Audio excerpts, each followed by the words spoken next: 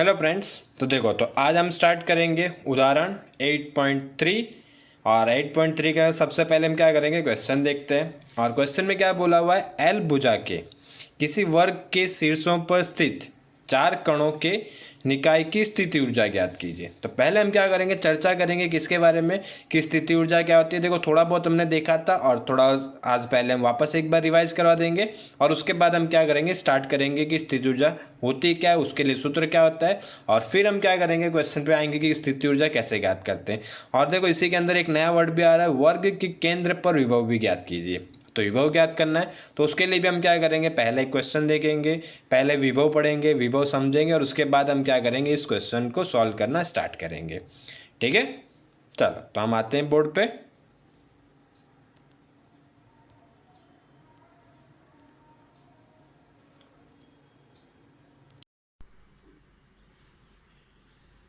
Hello friends, तो देखो तो क्वेश्चन में क्या बोला था, मैं उदाहरण 8.3 के क्वेश्चन में ये बोला हुआ था कि एल लंबाई का एक वर्ग है और उसके चारों शीर्षों बिंदुओं पर क्या किया, एम द्रव्यमान के चार कण रखे हुए, और जिसके लिए हमें क्या ज्ञात करने के लिए बोल रहे हैं, वो स्थिति ऊर्जा ज्ञात करने के लिए बोल रहे हैं। और दूसरी चीज क्या बोल रहे हैं, उसके केंद्र के लिए विभव ज्ञात करने के लिए बोल रहे हैं। तो लास्ट लेक्चर में हमने क्या किया था, स्थिति ऊर्जा के लिए हमने सूत्र निकाला था। और देखो स्थिति ऊर्जा के लिए सूत्र हमारा कुछ ऐसा आ रहा था। उसके लिए हम किसके लिए कर रहे थे, पृथ्वी के लिए किया था। तो पृथ्वी के लिए हमारा स्थिति ऊर्जा के लिए सूत्र क्या आया था, माइनस GMEM अपॉन आर। ठीक है, तो इक्वेशन क्या आया था, GMEM अपॉन आर। और वो किसके लिए किया था, हमने पृथ्वी के लिए किया था कि पृथ्वी के सतह से अगर कोई ऊंचाई पे हम पदार्थ को लेके जाते हैं तो उसके लिए अगर हमें स्थिति ऊर्जा ज्ञात करने तो उसके लिए क्या आ जाएगा, GMEM अपॉन आर के लिए। लेकिन अगर मान लो पृथ्वी की जगह हमें क्या मान ले, कोई द्रव्यमान दिए हैं, जैसे कोई द्रव्यमान दो दिए, जैसे कि मान लो एक यहाँ पे द्रव्यमान रखा हुआ है और एक आर दूरी पे एक दूसरा द्रव्यमान रखा हुआ है। ठीक है, जिसका इसका द्रव्यमान हम मान लेते हैं M1 और इसका द्रव्यमान मान लेते हैं हम M2। ठीक है, और इन दोनों के बीच की दूरी अगर मान लेते हैं R, और इन दोनों के लिए हमें क्या करना होगा, अगर मान लो ज्ञात करना हमें स्थिति ऊर्जा। ठीक है, तो उसके लिए स्थिति ऊर्जा का सूत्र क्या हो जाएगा, U is equal to minus G M1 M2 upon R। ठीक है, तो उसके लिए इक्वेशन क्या हो जाएगा, minus G M1 M2 upon R। ये हो गया किसके लिए, इस प्रकार का अगर कोई चीज हो तो हमें क्या बोला हुआ है उसके लिए देख लेते हैं। और दूसरी चीज, अब मान लो अगर इसमें से विभव ज्ञात करना हो तो विभव के लिए एक चीज याद रखना, दो द्रव्यमानों में से जो दो पदार्थ दिए होंगे उन दो द्रव्यमानों के में से किसी एक का मान क्या होना चाहिए, एकांक धन आवेश होना चाहिए। एकांक मींस क्या, किसी भी दोनों पदार्थों में से किसी भी एक पदार्थ का मान, किसी भी एक पदार्थ का मान कितना होना चाहिए, एकांक धन आवेश। ठीक है, इसी को क्या बोलते हैं हम, एकांक धन या एकांक द्रव्यमान होना चाहिए, ये लिख सकते हो।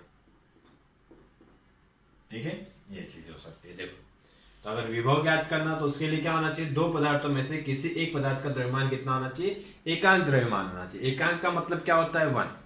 तो उसका मतलब उसका द्रव्यमान कितना होना चाहिए, 1 kg। तब उसके लिए अगर हम देखो फॉर्मूला लिखे, तब देखो थोड़ा सा चीज हो जाएगा। विभव ज्ञात करना है तो विभव को इंग्लिश में हम बोलते हैं पोटेंशियल, और उसके लिए सिंबल होता है हमारा V। ठीक है, देखो दोनों में ज्यादा अंतर नहीं है।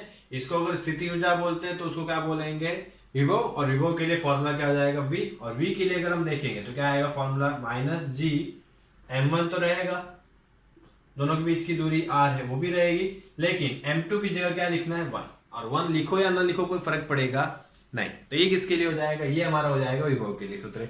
इसके दो द्रव्यमान आएंगे तो हो जाएगा स्थिति ऊर्जा के लिए, और एक द्रव्यमान होगा तो उसको हम क्या बोलेंगे, विभव बोलेंगे। तो क्वेश्चन में हमें क्या चीज बोली, दोनों चीजें ज्ञात करने के लिए बोला है। एक में तो क्या बोला हुआ है कि एल लंबाई का एक वर्ग है और उसके लिए ज्ञात करने के लिए बोला हुआ है पहले। तो उसके लिए देखो पहले सबसे पहले हम क्या करते हैं, चित्र बनाते हैं। ठीक है, देखो चित्र में हो जाएगा उदाहरण 8.3। ठीक है, और एल लंबाई का जैसे मान लेते हैं, एल लंबाई का हो गया। अब यहाँ पे हमें क्या करना है, युग्म बनाने हैं। यहाँ पे हमें क्या करना है, युग्म बनाने हैं। किसके लिए, एल लंबाई के लिए, सॉरी दो द्रव्यमानों के लिए। जैसे एक द्रव्यमान हो गया यहाँ पे हमारा M, और एक द्रव्यमान हो गया यहाँ पे हमारा M, और एक द्रव्यमान रखा हुआ है यहाँ पे, और एक द्रव्यमान हमारा रखा हुआ है यहाँ पे। ठीक है, इस तरह से रखे चीजें। अब इसके लिए अगर हम देखें तो इसके लिए क्या बोला है, m द्रव्यमान है, इसके लिए भी m द्रव्यमान है, इसका भी द्रव्यमान m है, इसका भी द्रव्यमान m, और इनके लिए क्या बोला वर्ग है, तो वर्ग है तो चारों भुजाओं का माप क्या रहेगा, समान रहेगा। तो इसके लिए लंबाई l है तो इसके लिए भी लंबाई रहेगी l, और इसके लिए भी लंबाई रहेगी l, और इसके लिए भी लंबाई क्या रहेगी l।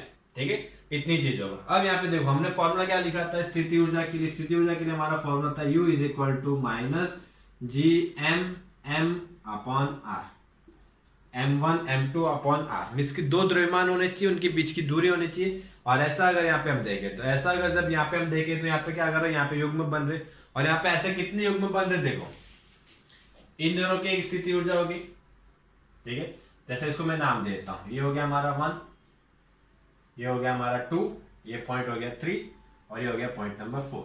ठीक है, तो यहाँ पे कुल स्थिति ऊर्जा कितनी मिलेगी, 1 और 2 का एक मिलेगा, 2 और 3 के लिए मिलेगी एक 3 और 4 के लिए मिलेगी, और एक 4 और 1 के लिए। देखो उसके अगर लिखना हो तो उसको हम ऐसे लिख सकते हैं, एक किसके लिए ऊर्जा मिलेगी 1 और 2 के लिए, और उतनी ऊर्जा क्योंकि तो देखो सबके लिए द्रव्यमान समान है और सबके लिए लंबाई भी समान है, इसके लिए अलग अलग निकालने की जरूरत नहीं, सबको एक ही साथ लिख लेते हैं। एक 1 और 2 के लिए, एक किसके लिए हो जाएगी 2 और 3 के लिए, और एक किसके लिए हो जाएगी 3 और 4 के लिए, और एक हो जाएगी 4 और 1 के लिए, या फिर 1 4 के लिए। ठीक है, देखो चारों के लिए भुजा का मान समान है, दूरी का मान समान है, द्रव्यमान का मान समान है, तो चारों के लिए स्थिति ऊर्जा का मान भी कैसा रहेगा, समान। और निकालें तो क्या आ जाएगा, माइनस जी, पहले का द्रव्यमान m, दूसरे का द्रव्यमान भी m, और दोनों के बीच की दूरी क्या है l, तो ये क्या हो जाएगा l। ठीक है, अब मान लो ये तो चारों के लिए हो गया, और ऐसा कोई युग्म बन रहा है, और देखो दो युग्म और बन रहे हैं, क्रॉस वाले भी तो बना सकते हैं, 1 और 3 का और 2 और 4 का, ऐसे क्रॉस में भी तो युग्म बन सकते हैं। और क्रॉस में युग्म के लिए हमें क्या चाहिए, पहले ये दूरी निकालनी पड़ेगी। ठीक है, क्रॉस में युग्म के लिए हमें क्या करना पड़ेगा, ये दूरी निकाल लो या फिर ये दूरी निकाल लो। ठीक है, अब देखो दोनों में से हम किसी एक चीज की पहले दूरी निकाल लेते हैं। ठीक है, और किसी एक दूरी के लिए जैसे इसको नाम देते हैं हम a, इसको हमने नाम दे दिया b, और इसको नाम देते हैं c, और यहाँ पे कोण कितना बन रहा है 90। तो यहाँ पे अगर हम देखें तो ये क्या हो रहा है, समकोण त्रिभुज बन रहा है, और समकोण त्रिभुज के लिए हमें क्या करना है, BC ज्ञात करना है। तो उसके लिए सूत्र क्या हो जाएगा, BC square is equal to AB square plus AC square. ठीक है, तो इससे हमें क्या मिल जाएगा, BC की लंबाई मिल जाएगी। तो उसके लिए अगर हम देखें, देखो तो AB का मान कितना है L, तो ये हो गया L स्क्वायर, AC का मान भी कितना है L, तो ये भी हो गया L स्क्वायर। ठीक है, BC स्क्वायर, अब BC स्क्वायर के लिए अगर थोड़ी सी चीज देखें, L square plus L square, तो क्या हो जाएगा 2L स्क्वायर, और वर्ग है, वर्ग दूसरी साइड जाएगा तो क्या होगा वर्गमूल, और वर्गमूल के लिए अगर हम देखें तो BC के लिए क्या आ जाएगा अंडर रूट में, और L स्क्वायर का क्या हो जाएगा L। तो देखो इसके लिए लंबाई मिल गई, कितनी हो गई √2L। तो वैसे इसके लिए भी लंबाई हमारी कितनी रहेगी √2L, और ऐसे कितने युग्म बन रहे, दो, एक कौन सा बनेगा 1 और 3 के लिए, तो देखो यहाँ पे मोर एक लिख देते हैं। इसके लिए अगर ऊर्जा निकालना हो तो क्या हो जाएगा U13 इक्वल टू, और किसके बराबर होगा U24 इक्वल टू, इसके लिए सूत्र माइनस G, पहले का द्रव्यमान M, दूसरे का द्रव्यमान M, क्रॉस में कर रहे हैं देखो। ठीक है, और दोनों के बीच की दूरी क्या है √2L। अब कोई युग्म बन रहा है नहीं, युग्म मतलब कपल दो दो चीजें हमें जोड़ी में लेनी, उस तरह से हमें युग्म बनाने हैं। ठीक है, अब कोई स्थिति ऊर्जा नहीं मिल सकती, तो अब देखो कुल स्थिति ऊर्जा के लिए हम क्या हो सकते हैं, या U लिख देते हैं। ठीक है, कुल स्थिति ऊर्जा के लिए हम क्या यहाँ पे U लिख देते हैं। तो U के लिए हमारा क्या आ जाएगा U12 plus U23 plus U34।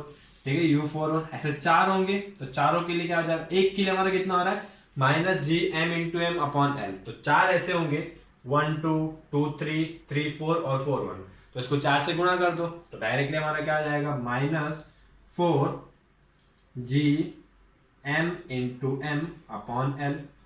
और ऐसे कितने बन रहे हैं, ऐसे दो बन रहे हैं, एक ये वाला क्रॉस वाला और एक ये क्रॉस वाला। ठीक है, तो इसी को बीच में जोड़ देते हैं, और ऐसे दो बन रहे हैं तो इसको 2 से गुणा कर दो, -2 GMM upon √2L।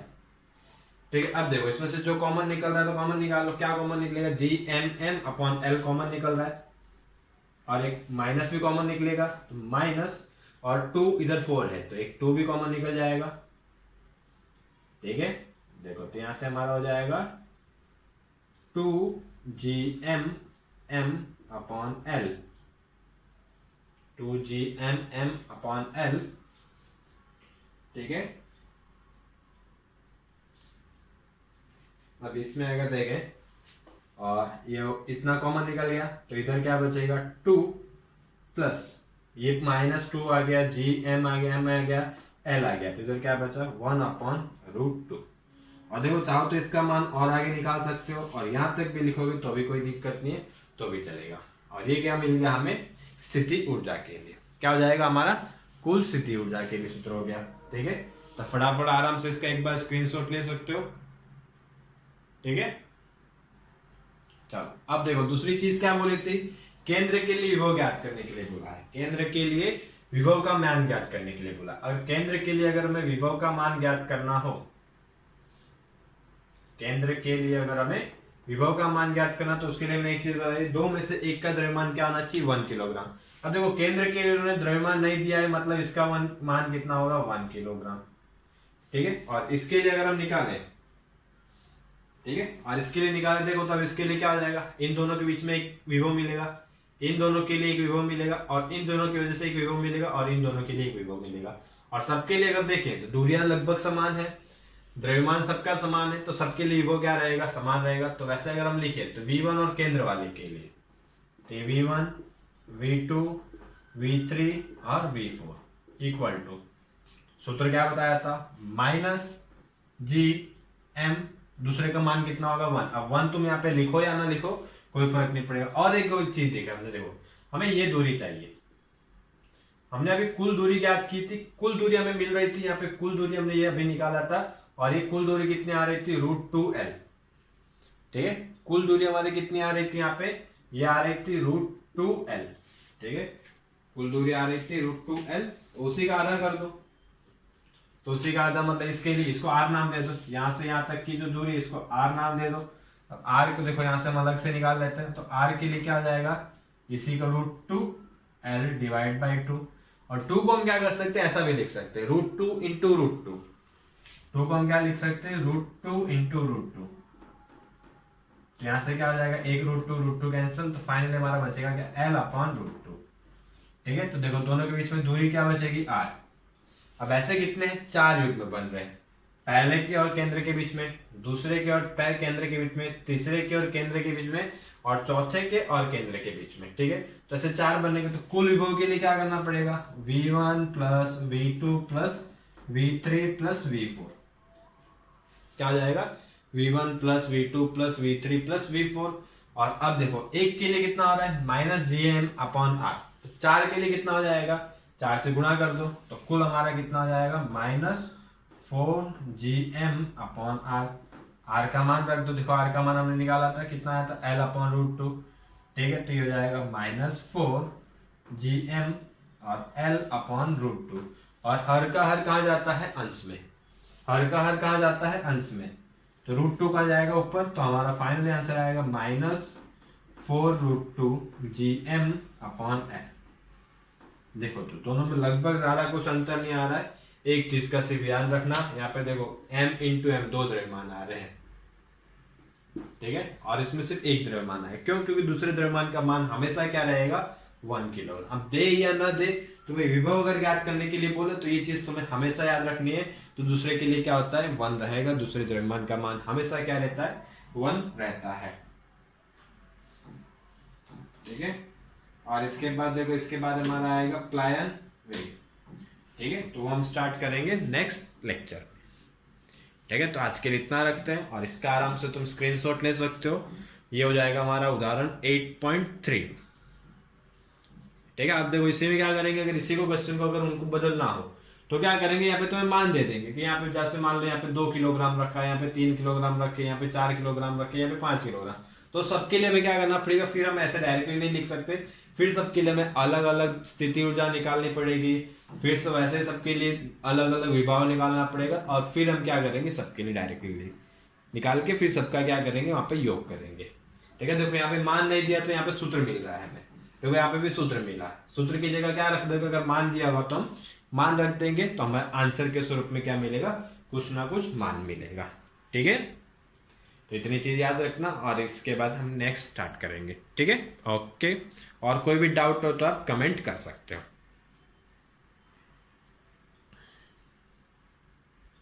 Okay, video देखने के लिए थैंक यू, और पसंद आया तो सब्सक्राइब ज़रूर करना।